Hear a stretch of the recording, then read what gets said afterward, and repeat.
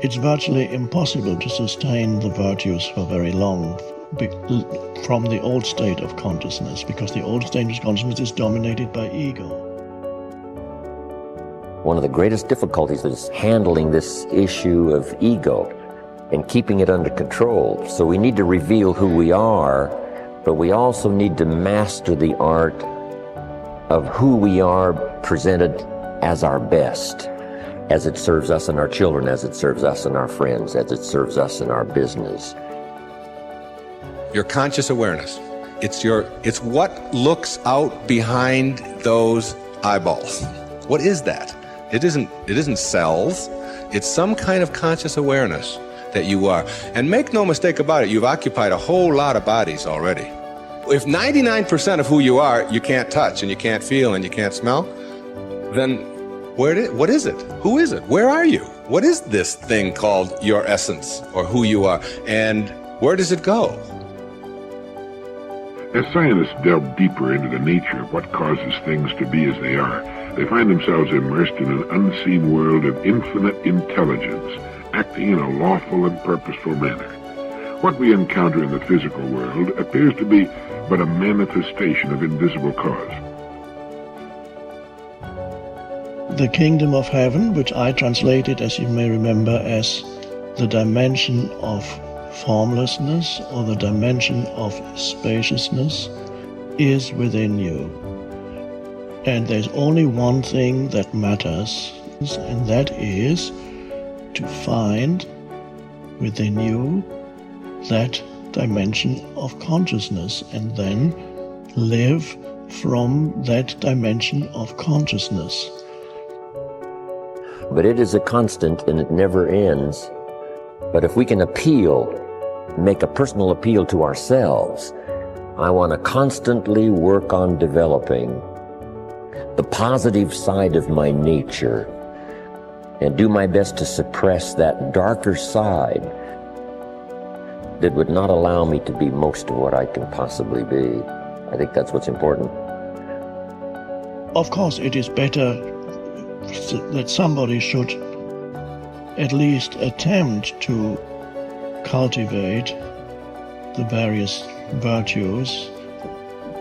To cultivate this, it's a wonderful intention, and it's better than not trying to cultivate it, but ultimately you won't really succeed unless there's a shift in consciousness in you that is primary.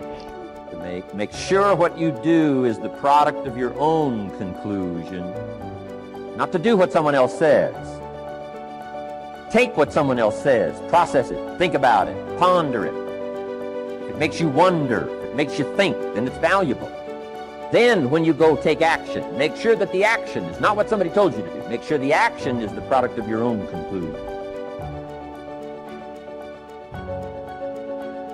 A lot of people say, I want to quieten my mind, and then they struggle in meditation, but trying to quieten the mind is a thought, so it's also the mind. So you can't use the mind to quieten the mind, right? All you have to do is ask yourself, what am I aware of right now? And then favor the awareness instead of the experience, because the experience is a projection of the mind. Awareness is independent. Awareness is infinite possibilities. It's limitless. It's beyond imagination. It's infinite. It's the real you that recycles as body-mind. People talk about reincarnation, but reincarnation is happening every second. Every thought that you have is a reincarnated thought. Every perception that you have is actually a recycled perception. We just get bamboozled as soon as we're given a name. So, I was given a name, Deepak Chopra. Now, that is a symbol of who I am. It's not who I am. But, if you repeat somebody's name enough, you're David, you're David, you're David, then the poor kid is screwed because he thinks he's David, when in fact he's the infinite being with a name called David. So, you're not your name. Your name is a symbol of who you are. If I'm looking at a menu in a book, and all these beautiful dishes are there, I can't eat the menu. Okay. So we use words as symbols. And of course, spiritual literature says first there was the Word, and the Word was with God, and God, became the Word or whatever. There's some truth in that. As soon as you use words, you create form. So if I asked you, what is this? You'd say it's a book. But actually, it's a color. It's a shape. It's a form.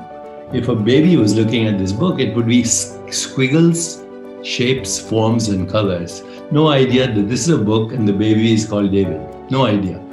It's a joyful experience because the baby would see this and everything else as itself and would fall, in fact, is in love with existence. All you have to look at is a baby.